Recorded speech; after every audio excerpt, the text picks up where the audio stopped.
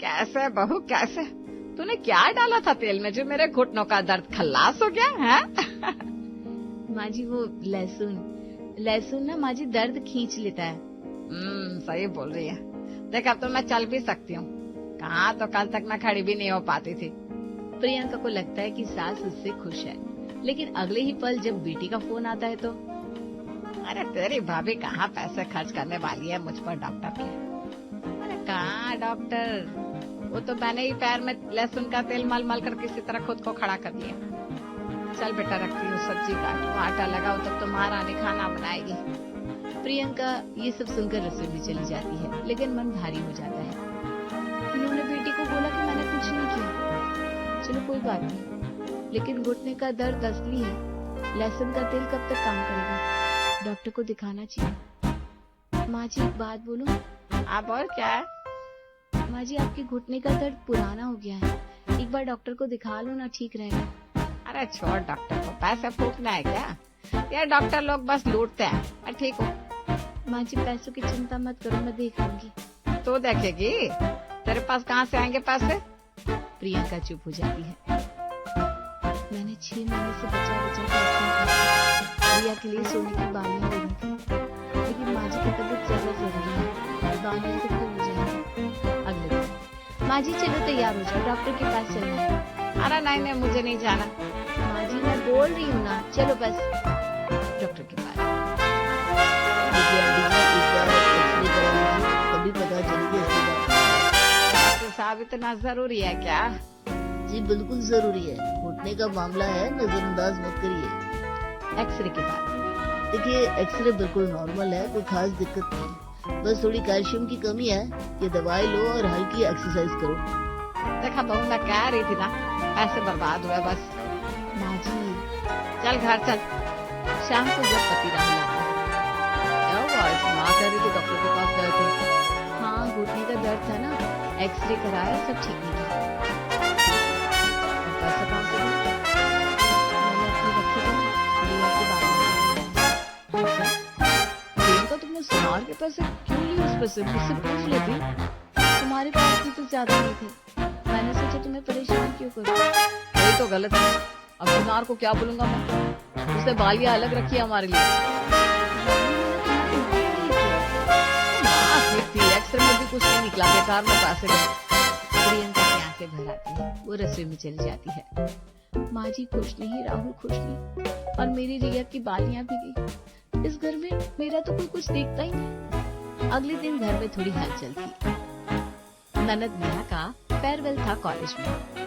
भाभी कोई साड़ी है क्या तुम्हारे पास? मम्मी बोल रही है कि साड़ी पहनो। हाँ हाँ क्यों नहीं, आना देख लेते हैं। प्रियंका ने अपनी पूरी अलमारी खोल दी, सारी साड़ियाँ बिछा दी बेड पर। देख लिया, जो पसंद आए पहन ले, सब तेरी है आज। अब ये वाली ये बहुत सुंदर है। हाँ हाँ पहन ले, और ये रंग भी तुझ पर बहुत जचेगा। नेहा तैयार होकर निकली तो सच में बहुत सुंदर लग रही थी। भाभी थैंक यू, सच में बहुत अच्छी है। जा मेरी रानी, एंजॉय कर। लेकिन तभी सास की नजर पड़ी। ये क्या पहन के जा रही है? ये तो औरतों वाली साड़ी है, कॉलेज जा रही है लड़की, हल्की साड़ी चाहिए थी ना। माँ जी मैंने तो सारी साड़ियाँ सामने रखी थी, जो नेहा को अच्छी लगी वो उसने खुद चुनी।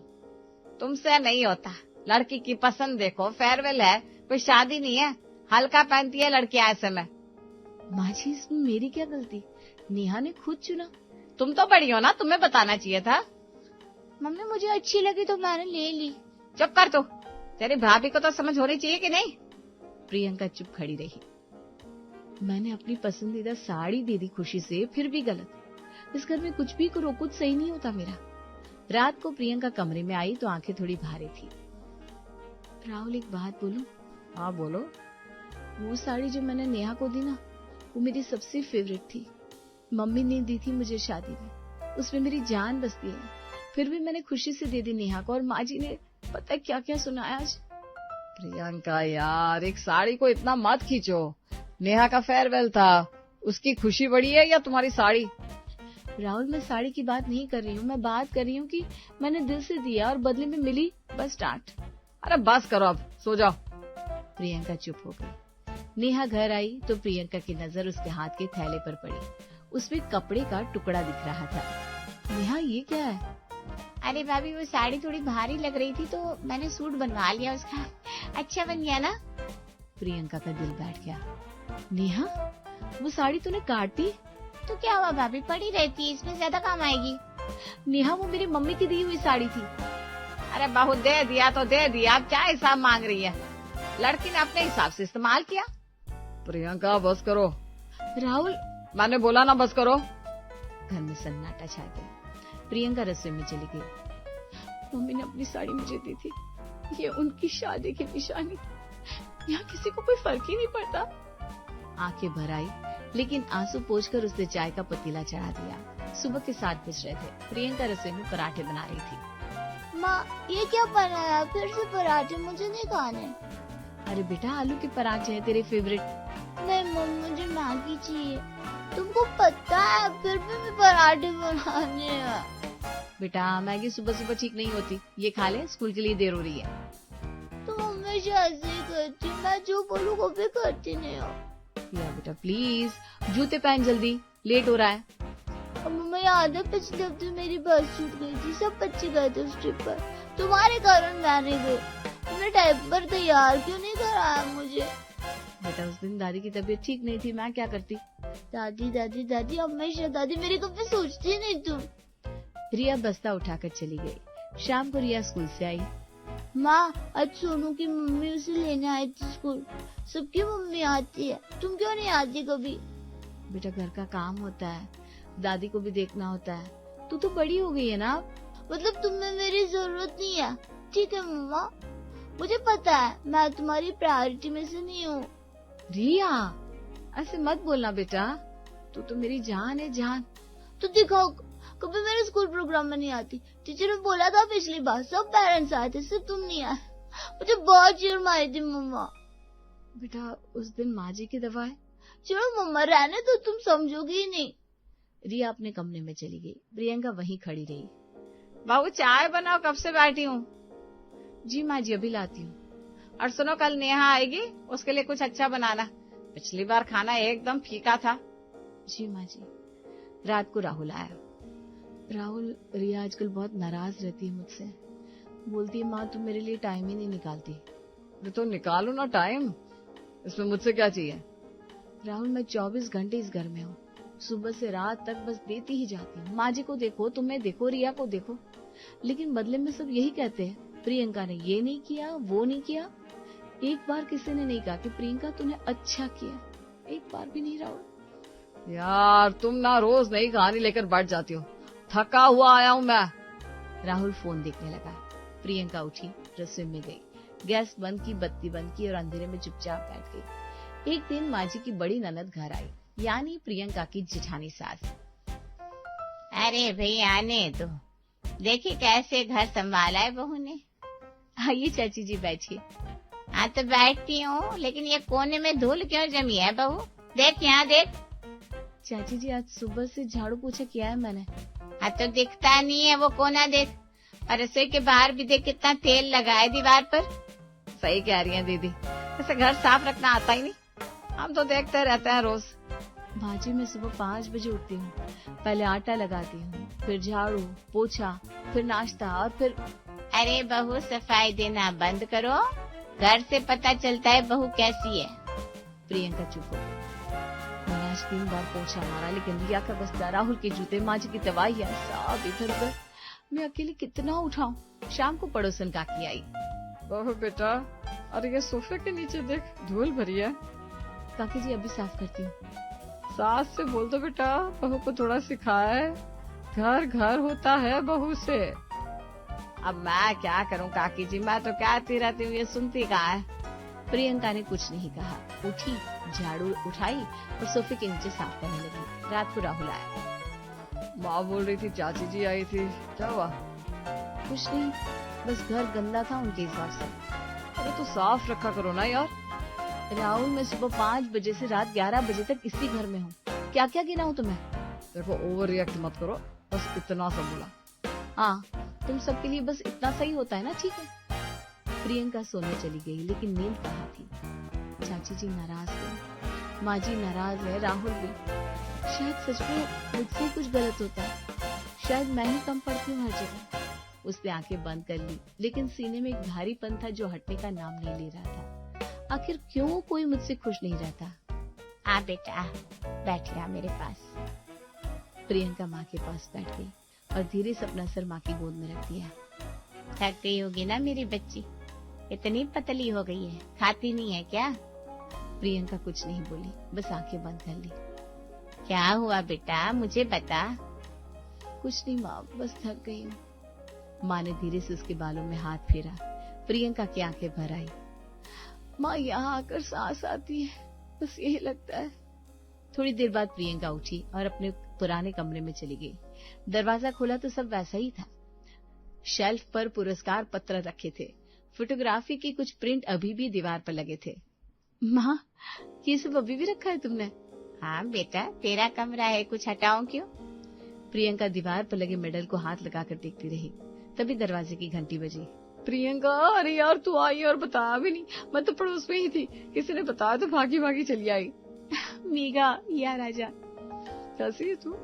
कितनी थकी लग रही है, क्या हो गया तुझे? कुछ नहीं यार, सब ठीक है। झूठ मत बोल, मुझसे कुछ नहीं छुपता, बता क्या हुआ? बाद में बताऊंगी, तू बता तू कैसी है? यार मैंने म्यूजिक क्लास ज्वाइन कर ली है, सितार सीख रही हूँ, बहुत मजा आ रहा है। और तेरी फोटोग्राफी का क्या हुआ? वो वाला कैमरा जो तेरे पापा ने दिलाया था, उससे खींचती है अभी भी? प्रियंका एकदम चुप हो गई। क्या हुआ? यार याद ही नहीं, कब से छुआ नहीं उसे। प्रियंका उठी, अलमारी खोली, सबसे नीचे एक पुराने कपड़े में लिपटा कैमरा रखा था, उसने निकाला, कपड़े से धीरे धीरे साफ किया। यार खोल देख। प्रियंका ने कैमरा ऑन किया। पुरानी फोटो एक एक करके आने लगी। बारिश में भीगता पुराना पीपल का पेड़, एक बुढ़िया जो चाय की दुकान पर बैठकर हंस रही थी, बच्चे जो गली में क्रिकेट खेल रहे थे, शाम की धूप में नहाई हुई दिल्ली की छतें। प्रियंका की आंखें भर आई। देखा, एक फोटो में दुनिया कितनी सुंदर दिखती है ना, कितनी रंगीन, कितनी खुश। हाँ यार, तेरी नजर ही अलग थी मेघा, अब नहीं है। मेघा चुप हो गई। प्रियंका उठकर माँ के पास आई। कैमरा हाथ में था, आंखों में आंसू थे। माँ एक बात पूछूं? पूछ बेटा। माँ, मैं सुबह 5 बजे उठती हूँ, रात 11 बजे तक काम करती हूँ, कभी कुछ अपने लिए नहीं मांगा, सबको खुश रखने की कोशिश करती हूँ, फिर भी हर रोज कोई ना कोई कहता है कि मैं गलत हूँ। माँ सच बता, गलत दुनिया है या मैं? माँ की आंखें भर आई। उन्होंने प्रियंका का चेहरा अपने हाथों में ले लिया। बेटा, जो खुद को मिटा दे सबके लिए गलत वो नहीं होती, गलत वो होते हैं जिन्हें ये दिखता नहीं। प्रियंका का रोना फूट पड़ा। माँ ने उसे सीने से लगा लिया। प्रियंका जब घर में घुसी तो हाथ में कैमरा था और चेहरे पर एक अजीब सी शांति। आ गई? कितने दिन लगा दिए मायके में? यहाँ घर ऐसे ही पड़ा था? माँ जी नमस्ते। हाँ आ गई मैं। बस इतना? कोई सफाई नहीं? अरे कितने दिन? माँ जी थकी हूँ, फ्रेश होकर आती हूँ। सास ने मुंह बना लिया, लेकिन प्रियंका कमरे में चली गई। सास देखती रह गई। अगले दिन सुबह दरवाजे की घंटी बजी। प्रियंका ने खोला, एक महिला बाहर खड़ी थी। कौन है? माँ जी ये सुमित्रा है, काम करेगी घर में, झाड़ू पोछा बर्तन। क्या? किससे बोला रखने को? मुझसे पूछा? माँ जी मैं अकेले नहीं कर पा रही थी, सब तो रख लिया। और पैसे कहाँ से आएंगे? मैं दे दूंगी माँ जी। तेरे पास कहाँ से आएंगे? वो मैं देख लूंगी। सुमित्रा अंदर आ जाओ। सास खड़ी रह गई। पहली बार बहू ने बिना पूछे कुछ किया था। शाम को राहुल आया। माँ बोल रही थी नौकरानी रख ली तुमने? हाँ। मुझसे पूछा नहीं? राहुल मैं सुबह से रात तक अकेले काम करती थी, किसी ने पूछा नहीं कि थक जाती हो, तो मैंने सोचा इस बार खुद देख लो। और पैसों का क्या? मैंने फोटोग्राफी की कुछ काम किए हैं ऑनलाइन, उससे आ जाएंगे। मतलब तुम काम करोगी? हाँ राहुल करूंगी। राहुल कुछ बोला नहीं, लेकिन मुंह उतर गया। 2 दिन बाद सुबह की धूप खिड़की से आ रही थी। प्रियंका बालकनी में कैमरा लेकर खड़ी थी। नीचे सड़क पर एक बूढ़ा आदमी अखबार बेच रहा था। उसने एक फोटो खींची। बहू चाय। माँ जी सुमित्रा बना देगी, मैं 10 मिनट में आती हूँ। क्या हो गया है तुझे? पहले तो खुद बनाती थी। माँ जी पहले मेरे पास यही एक काम था, अब और भी है। सास अंदर चली गई बड़बड़ाते हुए। उस रात राहुल बेटा तेरी बीवी को क्या हो गया है? पहले कितनी अच्छी थी, अब देख कैमरा लेकर घूमती है, नौकरानी रख ली। अरे घर की बहू ऐसे करती है क्या? माँ मैं बात करता हूँ। अरे कर बात, समझा इसे। राहुल कमरे में आया। प्रियंका माँ परेशान है। हाँ राहुल, मुझे पता है। अरे तो छोड़ो ना ये सब, पहले जैसा करो। राहुल, पहले जैसा मतलब क्या? सुबह 5 बजे उठो, रात 11 बजे तक काम करो, कभी कुछ अपना मत करो, और फिर भी सुनो बहू कुछ करती नहीं। वो पहले जैसा? यार तुम तो बदल गई हो। हाँ राहुल, बदल गई हूँ, और ये अच्छा है ना? नहीं, मुझे अच्छा नहीं लगता। पर मुझे तो लगता है, और इस बार मेरी बात भी मायने रखती है। राहुल चुप हो गया। अगले दिन रिया स्कूल से आई। माँ ये क्या है, तुम बालकनी में बैठी हो? हाँ बेटा, आप बैठ मेरे पास। माँ आज मेरा प्रोजेक्ट था, तुमने याद नहीं कराया। बेटा तुम्हारा प्रोजेक्ट था तो तुम्हें याद रखना चाहिए था ना। माँ तुम ऐसे कैसे बोल रही हो? प्रियंका बेटा इधर आ, बैठ। देख इस फोटो में क्या दिख रहा है तुझे? वो बच्चे खेल रहे हैं। और उनके चेहरे कैसे? खुश है। हाँ बेटा, मैंने ये फोटो तब खींची थी जब मैं खुश थी। जब मैं खुद को भूल गई तो ये फोटो भी बंद हो गई, और जब मैं खुद नहीं रही तो तेरी माँ भी कहाँ रही। अब मैं वापस आई हूँ, अब तुझे असली माँ मिलेगी। रिया चुप थी। प्रियंका ने कैमरा उठाया। चल एक फोटो खींचती हूँ तेरी। सच में? हाँ, मुस्कुरा। रिया मुस्कुराई। शटर क्लिक हुआ। प्रियंका ने फोटो देखी। बहुत दिनों बाद उसके चेहरे पर एक सच्ची मुस्कान आई। दुनिया अभी भी सुंदर है, बस देखने वाली आंख चाहिए, और वो आंख मेरी है, किसी की नहीं। उस दिन प्रियंका बालकनी में बैठी एक चिड़िया की फोटो खींच रही थी। सास अंदर से निकली। बहू, सुमित्रा ने आज बर्तन ठीक से नहीं मांजे और तू यहाँ बैठी है कैमरा लेकर। क्या हो गया है तुझे? पहले कितनी अच्छी थी, अब देख खुद को। माँ जी मैं सुमित्रा से बोल देती हूँ। बोल देती हूँ, बस यही रह गया तेरे पास। पहले खुद करती थी सब, अब नौकरानी, कैमरा। अरे क्या दिखाया हम लोगों को? बहू घर छोड़कर फोटो खींच दिया। माँ जी सास का गुस्सा बढ़ता है। उन्होंने प्रियंका के हाथ से कैमरा छीना और जोर से नीचे पटक दिया। धड़ाम, कैमरा टूट गया। घर में सन्नाटा छा गया। प्रियंका नीचे झुकी, टूटे कैमरे को उठाया। उसके हाथ कांप रहे थे। वो कैमरा जो उसके पापा ने दिया था, वो कैमरा जिसने उसकी खुशी वापस लौटाई थी। प्रियंका धीरे से उठी। आंखों में आंसू थे लेकिन आवाज में कंपन नहीं था। माँ जी आज मुझे कुछ कहना है और मैं कहूंगी। क्या कहना है? माँ जी मैं इस घर में आई तो मैंने सोचा कि सबको खुश रखूंगी। सुबह 5 बजे उठी, रात 11 बजे तक काम किया। कभी मायके जाने की जिद भी नहीं की, कभी कुछ अपने लिए नहीं मांगा। अपनी माँ की दी हुई साड़ी दे दी, अपनी बेटी की बालियों के पैसे लगा दिए, और क्या मिला मुझे? रोज सुनना पड़ा कि बहू कुछ नहीं करती, घर गंदा रहता है, खाना फीका है। अरे बहू तो। माँ जी रुकिए, आज पूरा बोलूंगी। आपकी खुशी के लिए मैं अपनी खुशी कब की भूल गई थी, लेकिन जब मैंने एक छोटी सी खुशी वापस ढूंढी, एक कैमरा, तो वो भी आपसे बर्दाश्त नहीं हुआ। माँ जी जिस घर में मेरी खुशी इतनी भी मायने नहीं रखती, उस घर में मैं नहीं रहूंगी। प्रियंका। राहुल मैंने फैसला कर लिया है, अगर इस घर में मेरी कोई जगह नहीं है, कोई इज्जत नहीं है, तो मैं यहाँ से चली जाऊंगी। कमरे में सन्नाटा था। रिया दरवाजे के पास खड़ी सब सुन रही थी। सास की आंखें भर आई। बहू मैंने गलत किया, मुझे नहीं तोड़ना चाहिए था ये। प्रियंका चुप रही। बेटा सच कहूँ तो तू जब से बदली है मुझे डर लगा कि अब ये घर नहीं संभालेगी, लेकिन तूने तो पहले से अच्छा संभाला। मुझे आदत थी तुझे दबाने की और वो आदत गलत थी। माफ कर मुझे बेटा। प्रियंका की आंखें भर आई। राहुल उठा, चुपचाप फोन निकाला। क्या कर रहे हो? कैमरा ऑर्डर कर रहा हूँ, वही वाला मॉडल। प्रियंका मुझे माफ कर दो, मैं देख रहा था सब, बोलता कुछ नहीं था, वो मेरी गलती थी। प्रियंका ने राहुल को देखा। पहली बार उसकी आंखों में सच्चाई थी। तभी रिया आगे आई। माँ। हाँ बेटा। माँ मैं भी सॉरी बोलना चाहती हूँ। मैं हमेशा तुमसे शिकायत करती थी, लेकिन माँ सच में हमारे घर में खाना भी है, स्कूल भी है, सब कुछ है। वो सब तुम्हारे कारण है। मैंने कभी थैंक यू नहीं बोला। सॉरी माँ। प्रियंका ने रिया को गले लगा लिया। 2 दिन बाद दरवाजे की घंटी बजी। प्रियंका मैम पार्सल है। प्रियंका लो, तुम्हारा है। प्रियंका ने डिब्बा खोला। नया कैमरा था, चमचमाता हुआ।